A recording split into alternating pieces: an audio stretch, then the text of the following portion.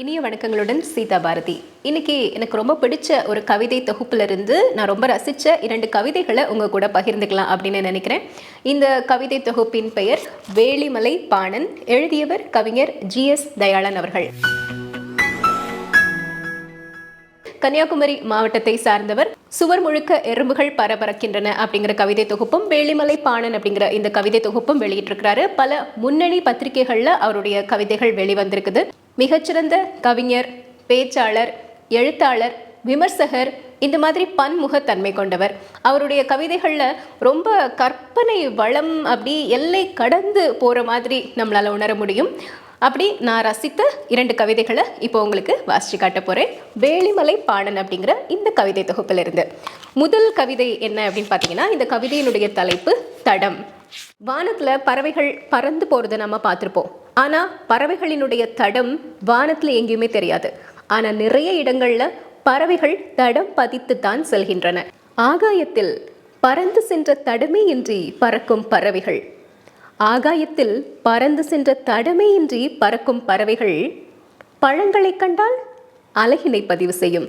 சிற்சிறு சண்டைகள் நிமித்தம் எதிருடலிலும் தேர்ந்தெடுத்த நார்களால் கூடு கட்டுவதில், குஞ்சு பொரிப்பதில், தாழ பறந்தபோது ஆற்று நீரில், உயர பறந்து மேகம் தாண்டுகையில், கண்டம் தாவி தூவிய விதை முளைத்து மரமாகியதில் தடம் பதித்து பறக்கின்றன தடம் தெரியாமல் பறக்கும் பறவைகள்.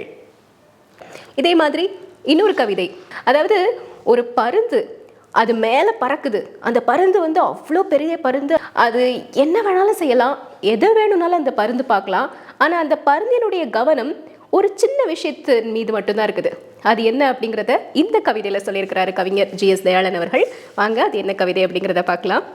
இணையாக பறக்கும் விமானத்தை கண்களை உருட்டி இரு வேறு பரிமாணங்களில் பார்த்த பருந்தின் கண்கள் தன்னில் தொடர்பற்றது அது என விடுவித்து கொண்டு மலை முகடு, நீர்நிலை, பள்ளத்தாக்கு, ஆகாயம், கட்டிடங்கள், மனிதர்கள், விலங்குகள் எல்லாவற்றையும் அனாயாசமாக கடந்து செல்லும்.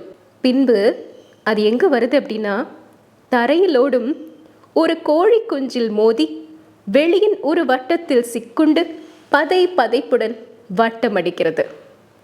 அந்த ஒரு சின்ன கோழி குஞ்சை பார்த்தோடனே மட்டும் அதால் எதுவுமே பண்ண முடியல. அந்த சின்ன வட்டத்துக்குள்ளேயே சுற்றி வட்டம் அடிக்குது பருந்து. ஆனால் அது கடந்து வந்தது எவ்வளவோ பெரிய விஷயங்கள். அதிலெல்லாம் அதனுடைய கவனம் இல்லை, அந்த சின்ன கோழி குஞ்சின் மீது தான் நிற்குது அப்படின்னு இந்த கவிதையில் ரொம்ப அற்புதமாக சொல்லியிருக்கிறாரு. வாழ்க்கையில் கூட நமக்கும் சந்திக்கிறதுக்கு சவாலான விஷயங்கள், நமக்கு ஈக்குவலான விஷயங்கள் ஏராளமாக இருந்தாலும் கூட ஏதோ ஒரு சின்ன விஷயத்தின் மீது நம்ம கவனத்தை வச்சுக்கிட்டு நம்மளுடைய முழு பொட்டன்ஷியலும் அதுதான் போல அப்படின்னு நினைப்போம் இல்லையா? அப்படி நம்ம வாழ்க்கைக்கான ஒரு கருத்தாக கூட இந்த கவிதை எடுத்துக்கலாம்.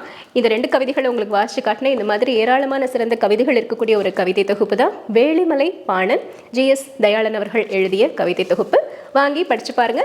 மற்றும் ஒரு புத்தக விமர்சனத்தில் உங்களை சந்திக்கிறேன். நன்றி, வணக்கம்.